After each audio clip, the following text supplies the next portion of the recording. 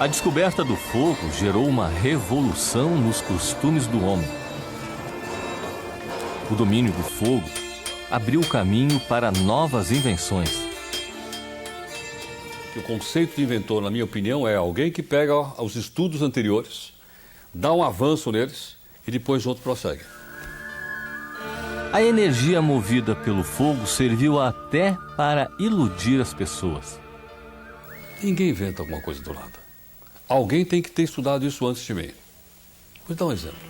A máquina a vapor apareceu no finalzinho do século XVIII na Inglaterra, desenvolvida por um cara chamado Newcomen. Aí você olha os livros em inglês assim, o inventor da máquina a vapor foi Newcomen. Muito bem. Se eu voltar a 3 séculos antes de Cristo nascer, na cidade de Alexandria, no Egito, tinha um mágico. Esse mágico tinha uma esfera de metal que girava sozinha sem que ele colocasse a mão. E as pessoas pagavam porque ele era mágico. O truque era o seguinte, era uma esfera de cobre, oca, na qual ele colocava água até a metade. E ela tinha 2 canudinhos para sair o vapor. Aquilo era colocado dentro de um braseiro, em cima de um braseiro. Quando a água fervia, o vapor saía, a roda, aquela esfera girava. Sabe o que é isso?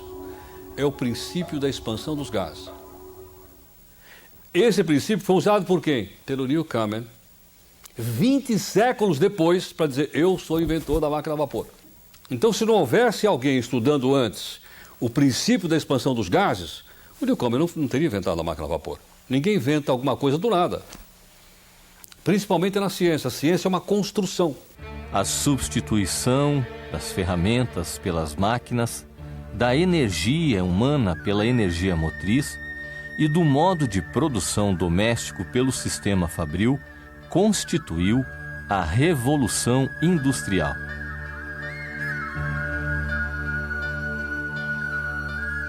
Com o advento do motor elétrico substituindo o motor a vapor, a eletricidade se espalhando pelas cidades, o advento do motor a combustão interna, que dá uma avançada muito grande no industrialismo de uma maneira geral, e a Revolução Industrial sai da Inglaterra no século XIX, vai para a França, para a Holanda, para a Bélgica, para a Alemanha, para a Rússia, para os Estados Unidos. A indústria de bens de produção se desenvolve e cresce a concorrência entre as nações pela hegemonia e pioneirismo das descobertas. No momento que você disputa a hegemonia mundial, você agrega isso ao movimento nacionalista. Então você tem um pan-eslavismo, você tem um pan-germanismo nessa época, você tem um pan-latinismo liderado pela França, você tem um pan-anglicanismo liderado pela Inglaterra e Estados Unidos. Então, obviamente, sim, nós somos os melhores. Nós somos melhores, nós somos os primeiros, nós somos os civilizadores do mundo e nós somos aqueles que inventamos as melhores coisas do mundo. E os ingleses diziam, olha, nós somos tão grandes que o sol nunca se põe no Império Britânico. E era verdade. Quando fazia noite na Inglaterra, era dia na Índia. O grande desafio para o império onde o sol nunca se põe é a comunicação. Mas também aí viria uma revolução que começou com o envio de sinais pelo código Morse. A evolução foi assim, em 1837, Samuel Morse inventou o telégrafo com fio, que foi uma revolução, né? Pela primeira vez podia mandar mensagens à distância para outra cidade, enfim, mas através de um fio. Tendo na ponta 2 aparelhos, quer dizer, um transmissor e um receptor do outro lado, que os dois eram ao mesmo tempo transmissores e receptores. E transmitia sinais telegráficos. O código Morse é formado de sinais de pontos e traços. É um sistema binário, portanto, né? Aí a outra revolução veio em 1876, quando o Graham-Bell patenteou o telefone. Aí já tínhamos a voz, né? Com limitações de distância, mas já tinha transmissão da voz. Depois a comunicação sem fio só veio no finalzinho do século XIX. A partir do final do século passado, surgiram as ideias de que era possível transmitir. E isso foi feito com pioneiros, grandes teóricos, como foram Maxwell e Hertz, quer dizer, que na realidade fizeram transmissões eles identificaram as ondas eletromagnéticas, que são ondas de rádio que são transmissíveis pela atmosfera e não através de fios. O Maxwell, ele comprovou a relação entre campo elétrico e campo magnético, juntando isso com a luz. Então ele falou, olha, ele provou, conseguiu comprovar, ele conseguiu obter que as ondas eletromagnéticas caminhavam sempre com a velocidade da luz. Então ele comprovou que a luz era uma onda eletromagnética. Então o Maxwell conseguiu comprovar isso teoricamente, e quem fez a comprovação experimental foi Hertz. As descobertas que vieram a seguir, como o telefone sem fio, raio laser, televisão e o rádio, tiveram a marca registrada de um brasileiro. Existem alguns trabalhos, né, sobre a vida e a obra dele, descritos pelos seus primeiros biógrafos, sobretudo o Hernani Fornari e o Hamilton de Almeida.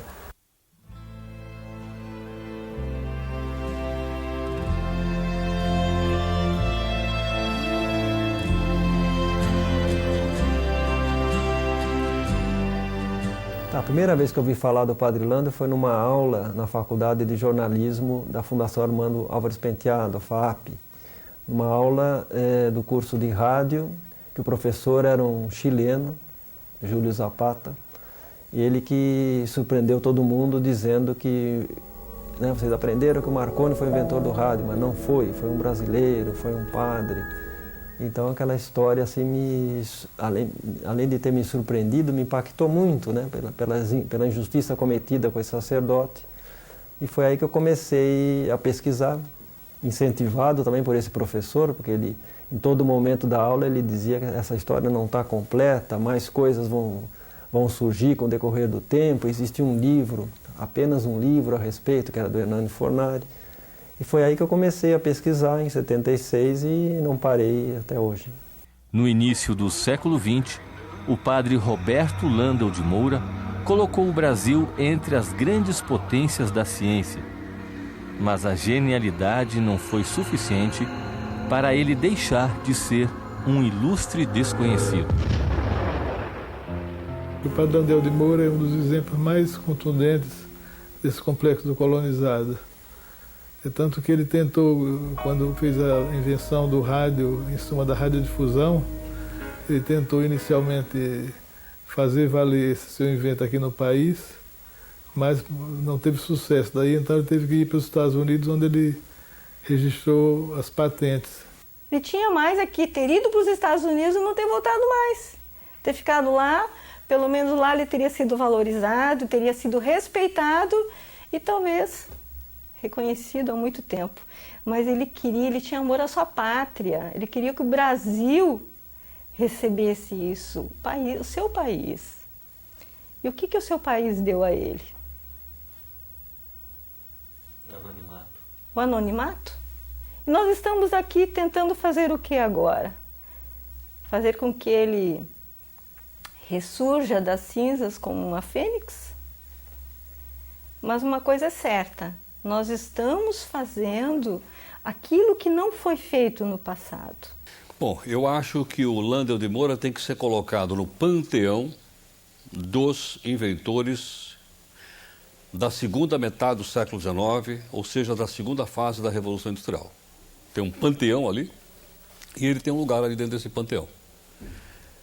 Né? Só que ele não é inglês, ele não é irlandês, ele não é francês, ele não é sueco, não é alemão, é brasileiro. Enquanto nós, brasileiros, não dermos o devido crédito a Landel de Moura, o devido valor e o reconhecimento que ele foi um cientista que, por primeiro, transmitiu a voz humana sem uso de fios, não serão os estrangeiros, não serão norte-americanos, ingleses ou italianos que o farão. O que se vê é que cada país promove o seu. O padre Roberto Landel de Moura deveria estar 100 anos-luz à frente da sua época, porque ele foi um gênio. Ele descobriu várias outras coisas. O rádio foi um dos inventos do padre, mas não foi o único. O pai que criou o rádio, que foi o precursor da fibra óptica, da televisão, é, sem dúvida, o padre Landel, como ele gostava de ser chamado. Penso que o Congresso Nacional, seguindo uma iniciativa do senador Sérgio Zambiase, que me antecedeu aqui nesta casa, como radialista, de considerar como um herói da pátria. Hoje, essa imagem que o trabalho que o Senado está fazendo, que o serviço de comunicação do Senado está produzindo, é também uma forma de reconhecer e resgatar a história. Este trabalho todo que vocês fazem seguramente ajuda a consolidar, né, uma imagem que infelizmente ficou esquecida por muito tempo, mas a partir deste movimento, né, seguramente ele é um acelerador para que finalmente o Brasil veja em Landel de Moura este herói, né, e ao mesmo tempo, né, se possa estimular que mais brasileiros continuem produzindo, continuem inventando, continuem consolidando a imagem do Brasil.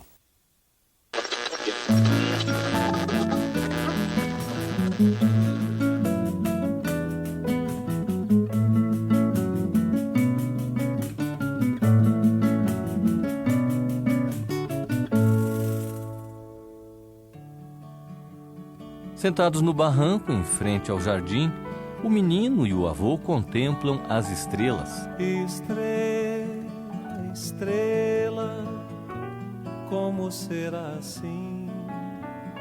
Tão só e nunca sofrer. Brilhar, brilhar, quase sem querer. Deixar ser o que se é. Naquela noite, o pequeno Roberto Landel de Moura aprendeu o abecedário da esfera celeste. O nu da constelação, estás sobre uma das mãos e vais e vens como um lampião ao vento frio de um lugar qualquer. Da lua se viam as crateras, mas a falta de foco dificultava ver detalhes. Era uma pessoa que se preocupava muito com problemas da natureza, de ciências. Por exemplo, pequeno, ele já se preocupava com as manchas na lua, por exemplo. Vovô, onde está Deus? Não existe luneta tão forte assim. Um dia você o verá, mas falta muito tempo.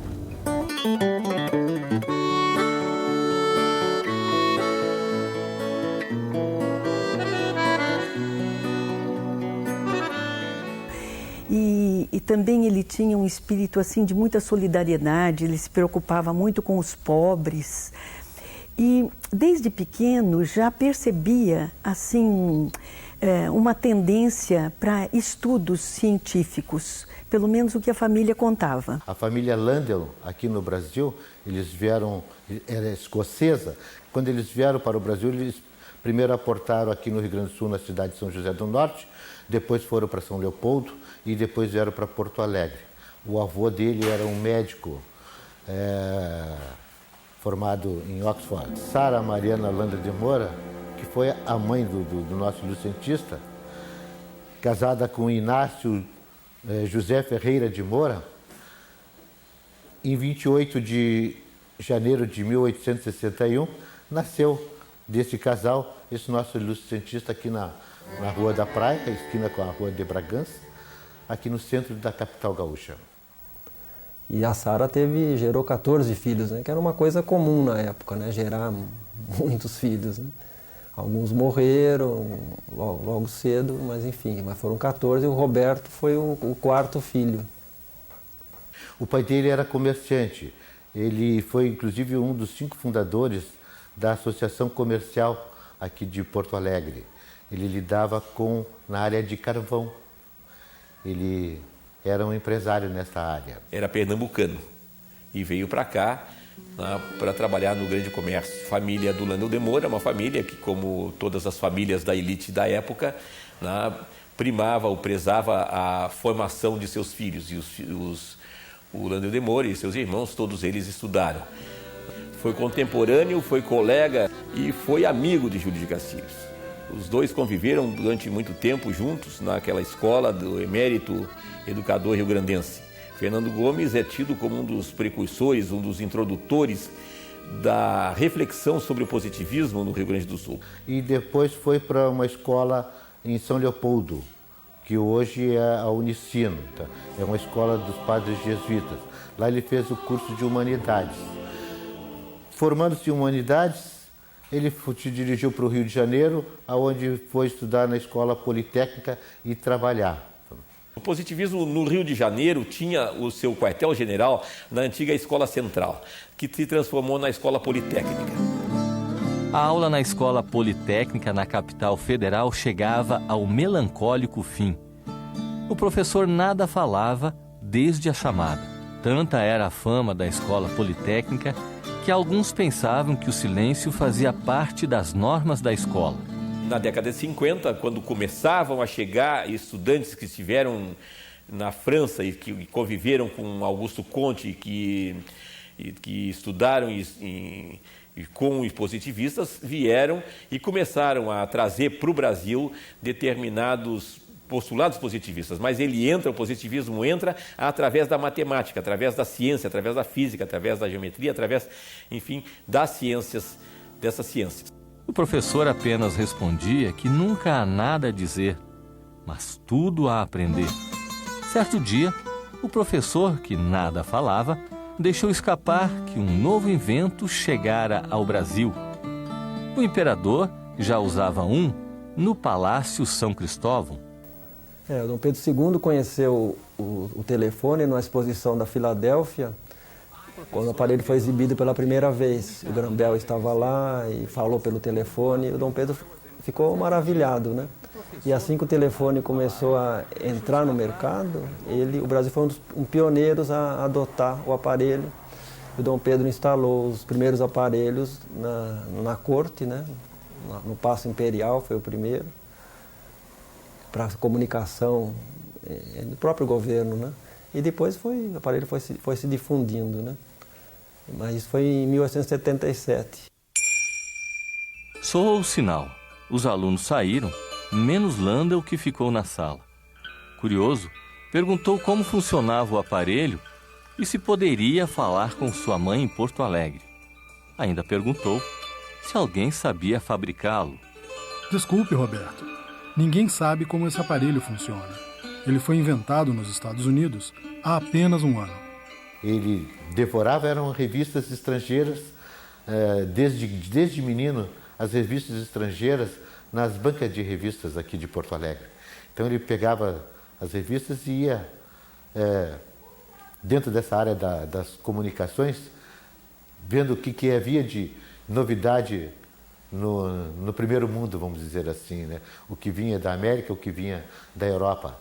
E vinha muita revista, principalmente da França, Itália, né? E Estados Unidos. Dias depois, Landel recebe um artigo em inglês com informações sobre o aparelho. Traduziu com dificuldade algumas palavras do inglês, fixou a ideia de reproduzir o aparelho. Desenhou, resolveu fórmulas e fez uma lista de materiais. O sonho virava projeto. Foi até o professor, estendeu o fio o mais que pôde e rompeu o silêncio. A Terra se move! O professor mirava admirado o aparelho e o aluno. Roberto, você construiu um telefone! Ele, com 16 anos, já construiu um telefone. Veja bem, sem nunca ter visto um telefone, né? E já tinha uma inclinação muito grande para a área de física. E o impressionante é que isso ia acontecer em 1877, foi um ano depois do Grambel ter patenteado o telefone.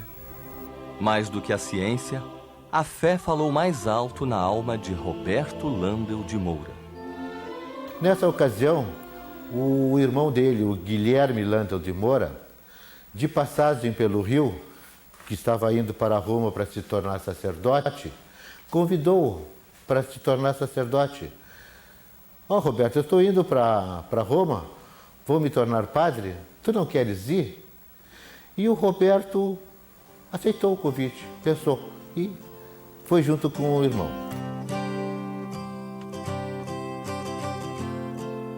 A opção pelo sacerdócio o levaria ao mundo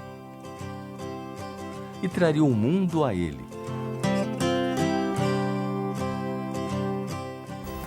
Nesse sentido, ele segue um pouco a atitude de vários contemporâneos dele. Talvez um dos mais conhecidos seja o francês, o padre Pierre Teilhard de Chardin, que foi também um grande paleontólogo, né? Então, uma pessoa também muito interessada, um sacerdote jesuíta também muito interessada em ciência. Foi em Roma que Landel de Moura concebeu as primeiras ideias da teoria que chamou de unidade das forças físicas e a harmonia do universo.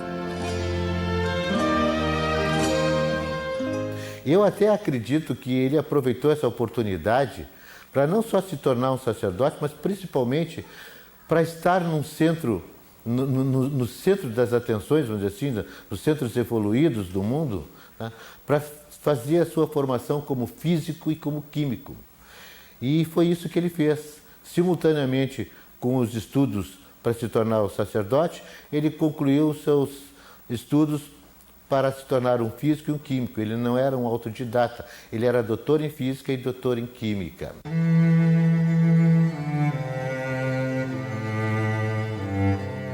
Querida mãe, será uma grande satisfação revê-la, finalmente, após 8 anos em Roma. Vim rapaz e volto sacerdote. Peço a Deus que me ilumine. Meu caderno está cheio de ideias à procura de um método. Ficaremos algumas semanas juntos. Pedirei para voltar ao Rio de Janeiro. Gostaria de... Landel interrompe a carta que nunca retomará. No papel, ficará apenas a contribuição que deu ao mundo científico. Quando ele volta para o Brasil, depois de ordenado sacerdote em Roma, no fim de 1886, ele passa pelo Rio de Janeiro. Ele ficou poucos meses ali. As ideias de Roberto Landel de Moura sobre as comunicações eram tantas que chamaram a atenção do governo do Império. O que o Hernani Fornari, o primeiro biógrafo do Landel, conta é que os dois teriam travado várias conversações científicas, né? Que o Dom Pedro era muito curioso nessa área, o padre era um cientista também, e que eles teriam conversado sobre transmissão de som, a distância, né? As possibilidades, que naquele momento era uma possibilidade, né? Dom Pedro II era baixo, trocava nomes e lugares, mas ainda era um dos sábios do Império. Os dois falaram do telefone. O imperador fez questão de frisar. Sabia que eu fui o primeiro a atender uma ligação? Disse simplesmente, essa coisa funciona.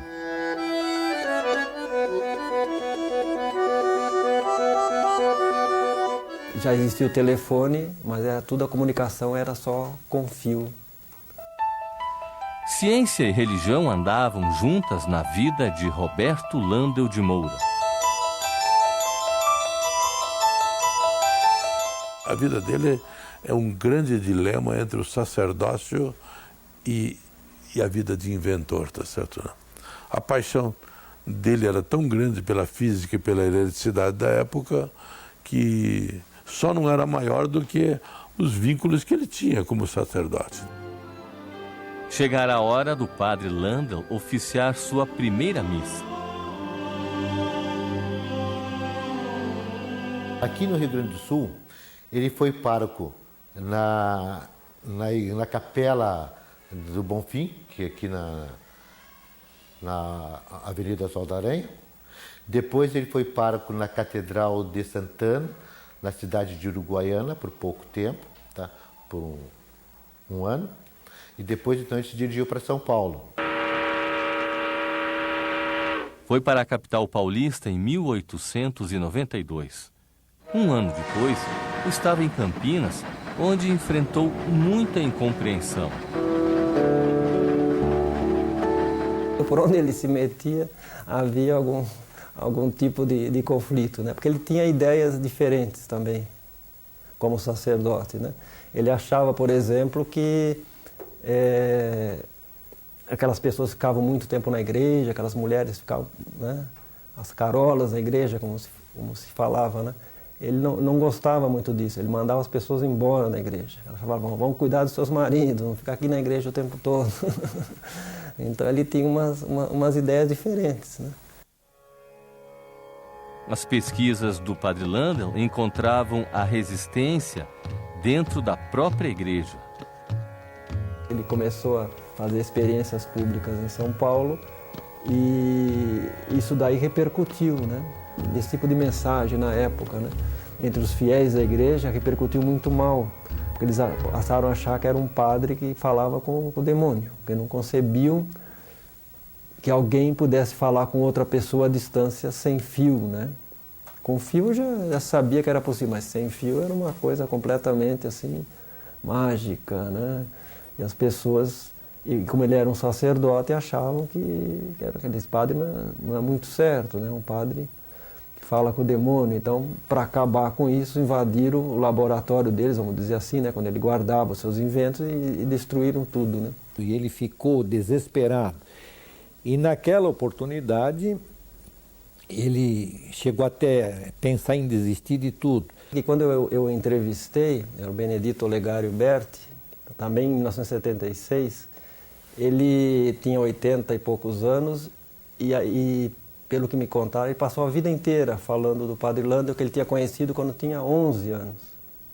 Ele ficou muito impressionado com as coisas que ele viu, porque era um padre diferente.